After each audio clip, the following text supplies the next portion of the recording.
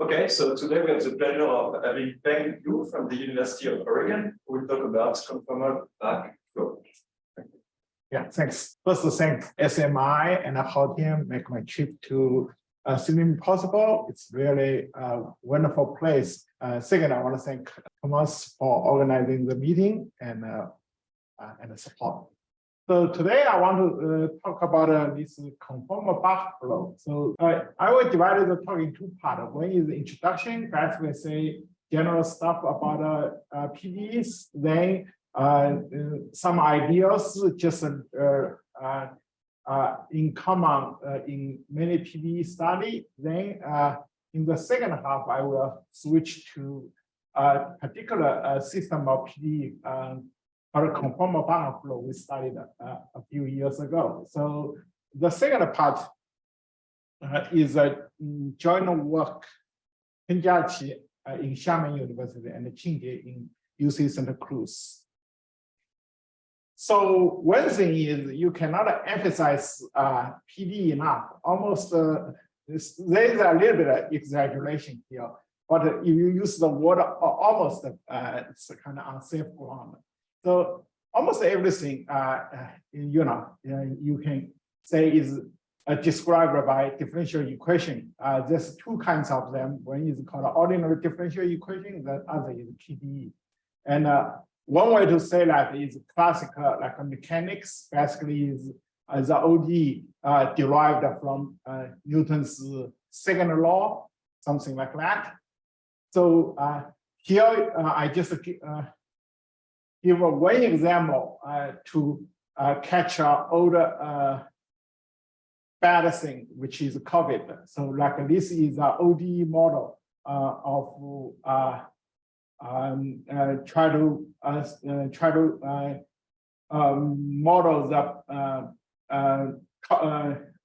this transmission of COVID in the society. So you have this. You have the whole population is the sum of those five things. So this ST is susceptible and ET is exposed. And then you get equations of how this evolves, since these are only a function of time. So that's why it's ODE, because it's have a few equations more than one. So it's called a system of ODEs. So, and due to this part, and due to this part also, then certainly this is a nonlinear ODE. And those are, in some sense, a structure constant. Basically, it's kind of, we hope through human behavior, we can control certain behavior, certain constant, so that the evolution of this one eventually goes to like a COVID is, in certain sense, go away as as we are now almost there. So okay. Then we focus on PD. So here are a few classical PD started many years ago, and also the model corresponding physical phenomena. This is Laplace equation. I dropped the source. Usually you can put some function f here, then it's a source. So n is bigger equal to 2. So basically u is a function of more than 2 variables. So in this case, it gets the name so-called partial differential equation, because you need to take a partial derivative rather than derivative. So this is a typical elliptical type. It modulus of physical phenomenon is like on a disk. If you fix the temperature on the boundary, how the temperature distributes in the middle of the disk, it's controlled by this equation when n equal to 2. Then this is the heat equation. This is a parabolic type.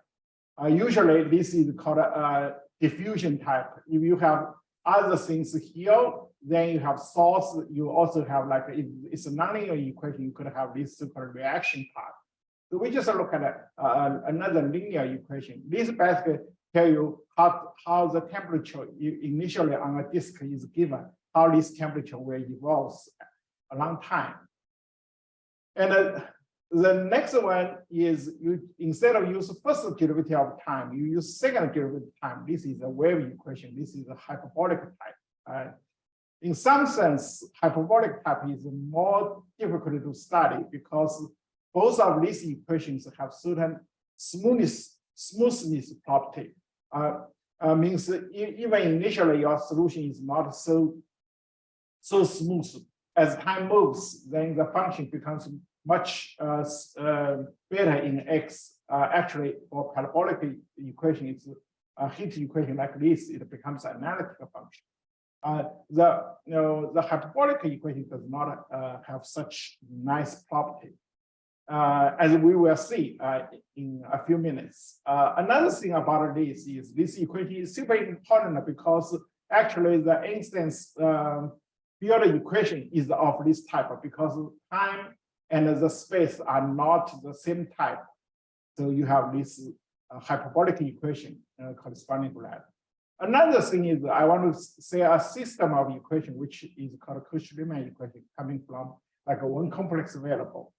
One thing is this equation is special because if you take another x derivative of this equation and plug this into it, actually this equation go back to Laplace equation of two variables of u. So there's some close relation between these two equations. Okay, that's the equations. So if you have an equation, certainly we know we try to solve it. Then we try to know the solution and know the behavior, the property of the solution. But for PDEs, only in the lucky case we can have solutions. But most of the cases we cannot get solutions. So I just give some examples like we can find like a closed formula for solutions. So Laplace equation on the unit ball, in this case, let's just use two variable case like unit disk.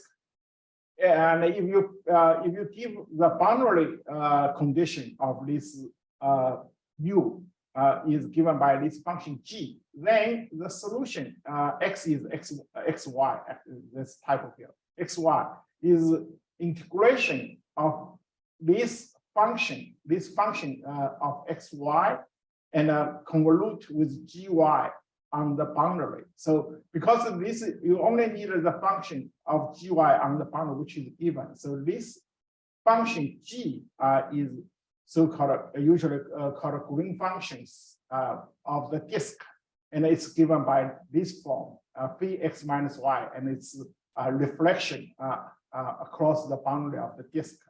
So this px is usually we know this is a singular solution, which at x0 this function is not defined. Otherwise, this px is a solution of this equation. So in some sense, because there's singularity at x equal to 0 here corresponding to y equal to x, this integration is a certain singular integration here. It's because this is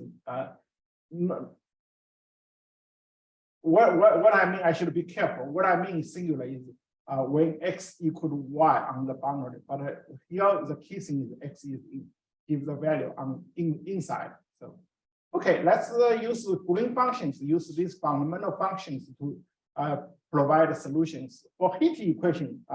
We have the following formula. There's another fundamental solution of this heat equation we see before.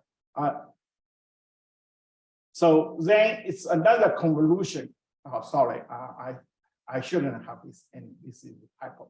It's just another convolution of this heat kernel with this Fy, where Fy is the initial condition. It'll give you all the future value. In this case, we have on the domain Rn. To make this integral meaningful, well, for simplicity, we put this condition here. The function is bounded and continuous. I do not say this singularity of the function itself. You have no, u is a smooth function. Inside actually is analytic. The thing I want to emphasize is if you look at this function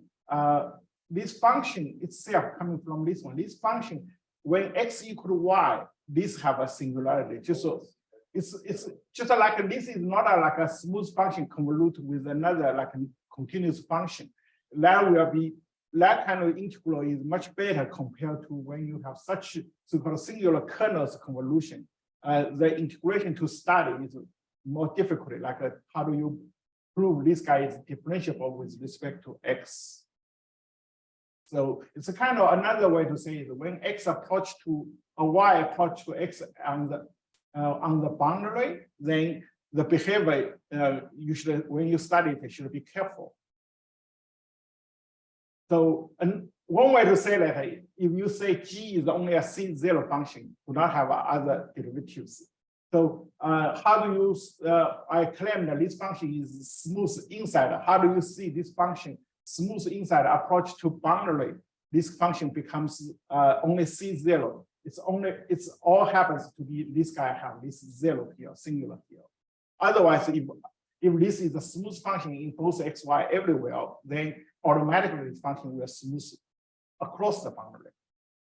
Okay. So, okay, that's another case. The thing here is when we say this function, these solutions are solvable, you know, it's really like here I choose a random domain, here I choose a Rn. If this Rn becomes an arbitrary domain in the Rn, then the whole story changes. So that's why I said it's we are lucky. Then let's look at this. Oh, sorry. Let's look at this wave equation in one variables. In this case, you have a general solution of this form. You give arbitrary C2 function and C2 functions in one variable. So then x minus t, x plus t is one variable. You see, if original function is only C2, the solution is only C2. So there's no improvement here. And for Cauchy-Riemann equations, you have this, you know, if you know this pair of functions value on the boundary of the disk, we know we can put these two functions together as this one complex value of functions, then we know this Cauchy integral formula. This one give you the solution Z inside.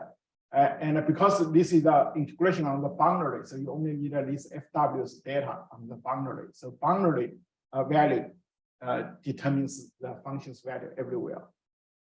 So there's more other examples you can solve in Fourier analysis, spatial function like a Bessel function, like Gardner functions, and those like in engineering course on PDEs, they spend lots of time to describe such things. And there's also another side of the story to find the solutions is the numerical study of the solutions. Okay, so the way I'm working on the PDEs, usually you cannot find a closed formula. In particular, when you many manifold like on the PDEs on manifolds, you cannot find closed formula solutions. So then you must understand that these things use abstract method. So usually you just try to derive a priori estimate, without knowing solutions, but you say solution must satisfy certain properties. These are called a priori estimate. And this a priori estimate basically tell you everything about the solution. The way to get a priori estimate usually have two approaches. One is use maximum principle to get a pointwise estimate. Then there's other approach use integration to get an integral estimate. So let's just give some examples to say about those abstract method. Like if you look at this solution of Laplace equation, you have this mean value properties. And this property, if you apply the first order derivative of this function, then you can quickly derive this so-called Neuville theorem. Basically, the first order derivatives is controlled by the function's value at the largest absolute largest value over a ball. So basically is the value here, if you divide it by a power of Rn plus 1 when you study the derivatives. But when the ball getting larger, then the volume at most is nth power close. This is n plus 1 close. You force the function's derivative 0. So that's the classical Neuville theorem. It's the same thing as Neuville theorem for holomorphic function. Bounded holomorphic function on C is a constant.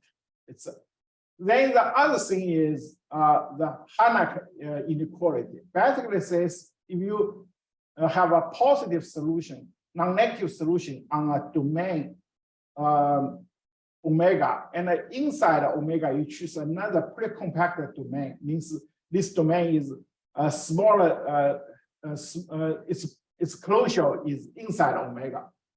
Omega is open. So we assume this omega prime is also connected. Then the nice property is any such function, then there's a constant does not depend on u. So any harmonic function, non-negative, the super value on this domain is always less than the nth value. So basically means if the lower temperature, you know, the super temperature cannot be too much inside this, inside the domain. The key thing here is there's a gap basically between these two domains. So this is the Harnack inequality.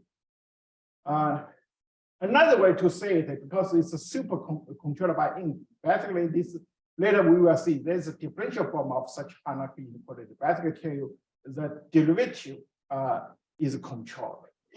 Because we are talking about Euclidean domain, it's just depends on the geometry. It's basically, in essence, it depends on the distance between omega prime and boundary of omega prime and boundary omega. So basically, is every point you say every point in omega prime, you can draw a ball inside omega. The largest balls, the smallest distance ball size, where each of these size ball is inside omega. That radius R0 is like a 1 over R0 square, something like that. So another is like about an integral estimate. You can always use energy. In this case, we just use energy just like the solution to the square to prove something. Example is in this case I want to say this energy can be used to prove the uniqueness of the solution of heat equation.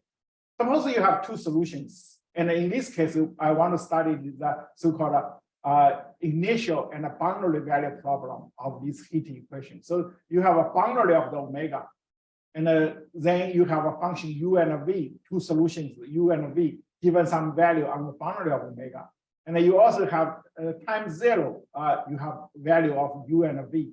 So if you take the difference of these two, because they have same boundary value of the omega and the same initial value of the omega, so you know at the time 0, this difference function is 0. And at the boundary, the difference function of those are the same. Basically, you want to say, okay, if you have two, the difference of these two solutions satisfy this condition, then you must say such a W must be 0. Then force this equation, these two functions are the same. Basically, just to say you cannot have like a given initial heat. You give the heat on the boundary of the domain. You cannot have two different evolution of the heat. So that's basically says. How do you do that? The way you do that is just to say, okay, I use W to define this so-called kind of energy.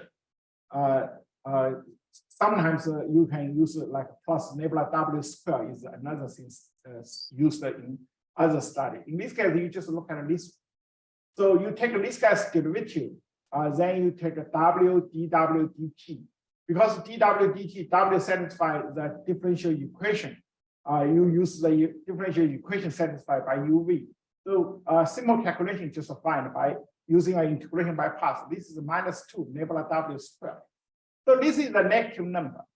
But at the initial, because of this condition, this is 0. So then this is like a this is does not increasing. This is a positive non-negative number does not increasing. Of course, this whole thing always zero. So W equals zero. So that's a kind of you do some calculation here. That's the key thing here. You do this calculation to get this less or equal to zero to get it. So this is a kind of example using energy. So here is a more tricky example of using energy to try to say the backward uniqueness. Backward uniqueness is like the following. You say the boundary data is the same. You say in the future, these two solutions end up at a capital time t. Start from zero. You don't know what the zero is.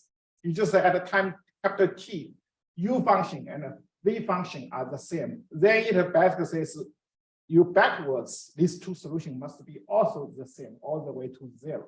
So before is we say initially U and V are the same. You go forward there. So this proof is trickier. Once again, you take the difference of this function. So what do you know is in the future, these two differences in the time t are the same. And on the boundary, they are the same. You want to say this W is identical zero between 0 and a capital T. That's the statement. So what do? We studied E's first. We already studied E's first order derivative. So then we computed the second order derivative. So do the same thing. You take the E's first order derivative.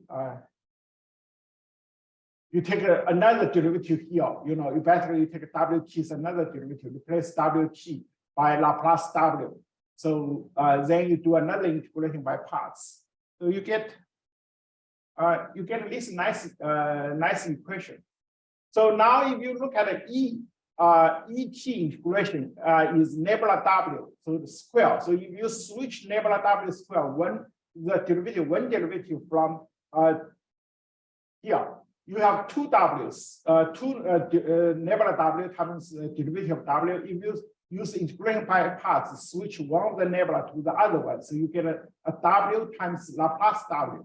So that's that. Okay, so you have W and a Laplace W. So if you use Cauchy-Schwarz, you get a square. This is W square. This is another Laplace W square. A little just try to say those inequality coming from a very nice play of calculus. So you get this one inequality. And what does this inequality says is basically says the second derivative of log ET is bigger or equal to 0 by taking twice derivatives. This one is the numerator. So just means this is the log ET is a convex function. So now on this interval where T2 is the last time it is still 0. And before it, contradiction argument, before it, this function is always non-zero. This ET is always non-zero if the theorem is not true. Then you have this inequality, use the convexity of that. You use one end as T2, one end as T1. This guy will be 0. So you get any middle point according to this one should be positive, but according to this E2 assumption is 0. So you get a contradiction. So it's false. You cannot find such a time. So this is 0. So this is the kind of follows from this very nice convexity of this function, and which is coming from this one. So here is another example. Like from Cauchy integral formula, one complex variable, you can write down the derivative of a holomorphic function, which is the real part and imaginary part is the solution of Cauchy-Riemann equation. You can write down as an integration. Here is the derivative. Here you only it's an integration of the function on the boundary using this denominator. So then from this, you know that derivative inside the ball is controlled by the super value. So basically, it's a derivative inside the ball. This R is less than the bigger R. So it's like a little bit inside. So this is a certain kind of interior estimate. So when the function's value, super value is controlled, the derivative cannot oscillate that much. Basically, that's the thing it says. So here I give another example using maximum principle to prove this super for parabolic equation, prove this differential Hanach inequality. So we assume the manifold have non-negative rich curvature, and the U is a positive solution. This is go back to the Hanach inequality we said earlier about Laplace equation. Then we have the following things: Laplace log of U plus n over 2t always is non-negative. This part equal to this is the consequence of the equation of the heat equation. So how do you do that? So this is I try to say how to play with the maximum principle. You look at this quantity. Look at this quantity. So we compute this quantity equation. So by some manipulation and also use commuter derivatives, when you do direct calculation, the original derivative is Laplace times gradient. You switch to gradient to Laplace, then it pop up a rich curvature term. That's how it calculates. So if you look at this carefully, because you assume the rich curvature is non-negative, so you get this is the Laplace of the function in our. This is the function in our focus. This is you may think of this is the new function W. This is the function W. So it's a partial T W, Laplace W. This is the first order derivative of W. So this is like some function times first order derivative. This is 2 over n W squared. So it's in some sense, this is the differential inequality about this new function we call it W. So if you consider the corresponding equation instead of this big equal to, look at this equal to sign, and you instead of you think about the function is space depends on space variable. You say I look at only time depends on only time available. Then you get a corresponding ODE is this form. So because it not depends on space, those terms are gone. So you only left the least term. So this term, certainly you have an equation minus n over 2t. You may have others, but the thing here is I want to choose the one where this guy at t equal to 0 is minus infinity. So in maximum principle, basically says you see this parabolic equation grows, the time derivative grows faster than this one. But my ODE solution grows at the speed exactly this one. So then it says this function must be always bigger equal to this one. So basically, you get a Laplace log U bigger or equal to this one, QT. But if you move QT to the other side, you get this inequality. Maximum principle basically just tell you when you have bigger equal to here and equal to here, then this solution should be bigger than the solution here. So that gives you the proof. If you integrate this one along some curves, then you can use future time use value control the time the value. You use future times the u value control all the earlier times, but you cannot let this cone here and cone the constant of control depends on this cone angle. This is time direction, this is space direction. So this is so-called differential Hanach inequality for this heat equation.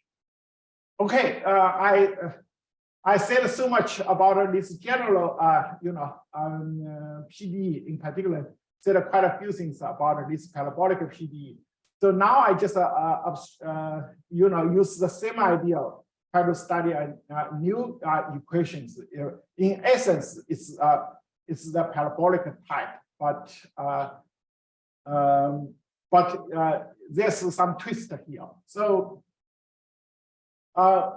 here we need some quite a bit of Riemannian geometry. So this is the Bach tensor. So it is studied in general relativity before. So this W is this well tensor, which is when you decompose the full Riemannian curvature, you have scalar curvature component, you have traceless rich component, then you have this so-called wire tensor part. So it's given by this one. So if you look at the metric, W is the curvature equivalent. So the two derivatives of the metric. Here you have two more covariant derivatives. So basically, this B as a function of G is the fourth derivative of that. This guy have a little bit another looking is if you use the shortened tensor, which is defined by rich curvature and a scalar curvature by this form. You can write down this B as the Laplace of here when we repeat the K use instant notation, you have a summation.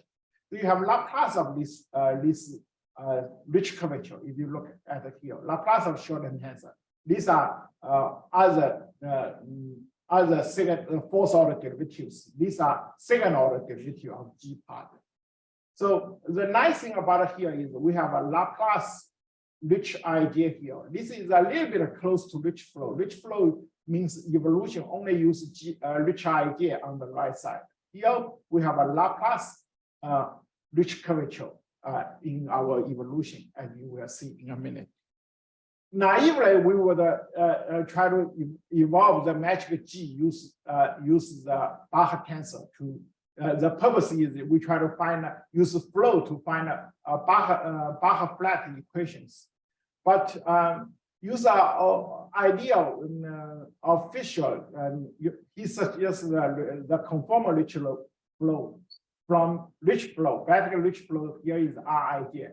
He want to say instead of you using rich flow to flow the metric, you add another part so that the flow of the metric actually those family of metric preserve this constant scalar curvature property. So then he needed to add another function P here. P is a function of depends on T. So the purpose here is you add this term to evolve together. Use this as a kind of force to evolve GT. But you require the scalar curvature during the evolution always to be some constant. So this is the kind of system of equations we studied. So GT certainly is a family of multiple functions. So it's a system. Then you have another extra function P, scalar function P. Together, you have a system of evolved metric. Here is this one control the PT to force the metric is constant scalar curvature. Due to this condition, so the initial value problem is just you use any metric which initially already have this constant scalar curvature. So that's the equation we studied. Let's try to understand this equation a little bit better. I want to explain a little bit more to get to the so-called this equation actually is elliptic type. The equation we said is instead of use the scalar curvature is constant, the system of equation is replace the constant scalar curvature. You can say the PT is satisfied this elliptic equation. This is Laplace, and these are A is this shortened tensor, B is the Bach tensor, this is nebula square of B. So we add this term here is because in the process of scalar curvature is T is always constant. In some sense, this the equivalence is due to this is actually zero term if you keep in mind scalar curvature is constant. I want to say a little bit about this equation. So this is second order equation of T. And this B is already fourth order of G. Then you take another two derivatives, sixth order. So those are fourth order. But the nice thing about this one is nebula E is actually is just given by the third order. due to this expression. Coordinate tensor, it's take another derivative of curvature. So those are third order. You take one more derivative. This is the fourth order. So basically, naively, this would be sixth order, but this is only fourth order. So if you take a inverse of this by another two, so PT actually in some sense is only second order derivative of GT because the right side is fourth order. This is take a kind of inverse of this operator. So this is the fourth order. This is a second order of GT. That's why the evolution behavior of this one is dominant by this part, not this one. This one is a kind of lower order derivative terms. So one thing I want to say is, before I explain this equation is parabolic. This equation basically is a parabolic equation coupled with the elliptical equation. What I try to explain a minute ago is try to say this actually does not contribute badly because it's a lower order as a derivative of metric. So okay, this one basically just says Bach, if you use Bach tends to evolve, this equation is not a good type. But if you add this scalar curvature part to cancel something, then this equation is parabolic type, nonlinear parabolic type. This one is studied before. So it's kind of, this is the, to us, this is like a rich flow. We study, this is Bach flow. We study conformal Bach flow.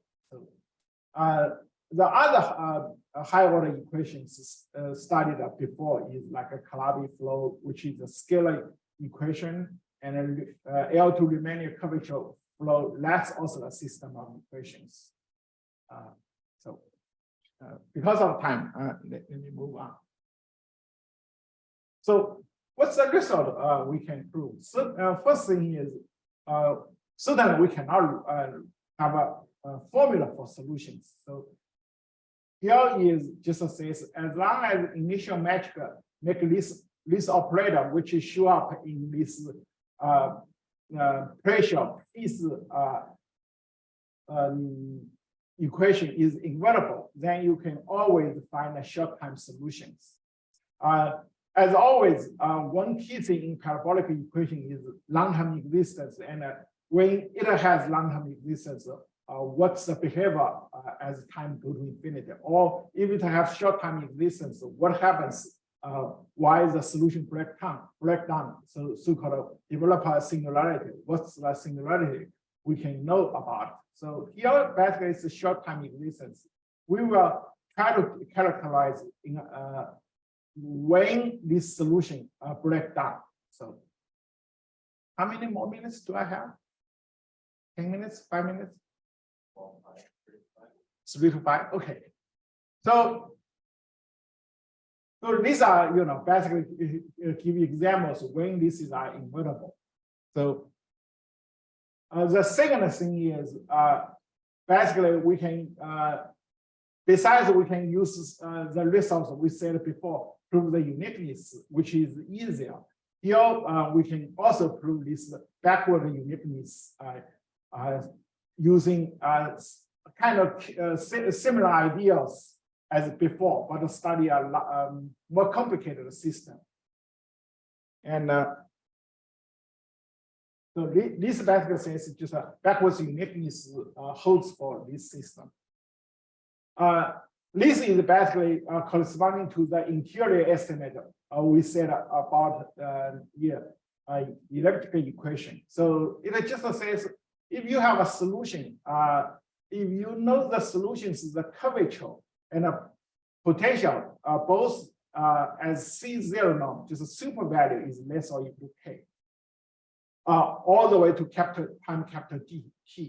Then you can control the solutions derivative, all high order derivatives by this expression. You see, the solution may be bad at the very beginning. So that's why you have t to the -1/2. So at t equal to 0, you cannot improve this guy's derivative. So remember, curvature is two derivative metric. Basically, is the matrix two derivative plus extra m derivatives improves when t is bigger than 0. Initially, your metric can only like have curvature is differentiable, but anything above it, you may do not have any bound here. But as long as time jumps, this becomes a finite number, then you always have bound. So a consequence of this is as long as the curvature does not go to infinity, as long as this pressure does not go to infinity, basically the matrix, all the derivative will be finite. So then you can continue solutions beyond this capital T. So that's kind of just to tell you when singular time or the singularity develops, it must make those things go to infinity. So okay, maybe I just try to use the last couple of minutes just to say why this equation is close to this parabolic equation. So if you write down the Bach tensor carefully, you have this is the Laplace rich curvature part. So rich curvature from rich flow, we know this is Laplace G idea -2 Laplace, just a constant times Laplace G idea. So this is Laplace square G idea, which is good. This is the Laplace S G idea. This is bad. If you look at a conformal rich flow study, we use B idea plus this term plus PT as a force. So this one you can move to the other side. So the only bad term is coming from this one. 1 minus 1 over 2n minus 1. Green I, green JS plus lower order terms, which we don't care. So how do you only keep those good terms, Laplace G idea, and get rid of these bad terms? The trick is so-called the Tucker trick. You need a Tucker trick to kill this term, and you also need a Tucker trick to make a rich flow into rich flow is only like a weakly parabolic, make it a strictly parabolic. So you need to use a vector field. You need some diffeomorphisms to pull back metric so that the pullback metric is actually the parabolic, strictly parabolic equation. So let me just say, if you use vector fields defined by this one, and this is to make rich flow into the rich curvature part into a strictly parabolic equation. This is the part that try to get rid of this Haitian of SG in the previous formula. Then you use lead derivative this way. So that actually, so-called after this pullback, use this vector fields generates the diffeomorphism. You get at least so-called the Tucker modified conformal rich flow. Yeah, so you add this one up, then you only get at least the whole thing here is basically is Laplace square G idea. The whole thing, if you calculate this simple, there's no other bad terms. So then PT, as we said, is a lower order term. Then this is the elliptical equation. So those part added together is a strictly fourth order derivative of G idea. And if you solve P from this equation, plug it in, so you get an equation of G, which is a key part is the Laplace square of G idea, then plus lower order part, including this P solved from this equation. Then you study the linearization, use standard, like try to use linearization equation to say you can solve linear equation, then use these Bach contracting examples to solve the corresponding elliptical equation, the nonlinear equation. So this is, we named this nonlinear equation in the abstract way by assume we solve the P from G, use this equation. So this is the energy used when you have conformal Bach flow. How do you prove it's not backwards, is forward uniqueness? How do you replace our energy before? You use the difference of metric, first order derivative of metric, and the curvatures difference, and up to first order derivative. Use this as energy, then you can you can establish the similar equations dE dt less or equal to like a C times E, then you get a 0. So last thing I want to say is, if you want to prove backward uniqueness, you must study least difference instead of we use EG only before. You must look at the least difference and try to establish a system of equation of least form, then try to derive some contradiction when future time is 0 at a capital T is 0, then it forces the whole solution 0. I think the time is up. So yeah, okay. Thanks. No, we didn't find this. Even in 4 dimensions, there's not enough examples. Like eventually, we didn't continue to study whether there's an interesting Bach flat metric, not like the usual one instant. So about its stability, we didn't get into. There's some, but there's not. My collection of memory now is not anyone particular interest. Yeah, I think when W is like W is 0, you have such examples. But yeah. If there are no more questions, you can thank us to carry it out. Thank you.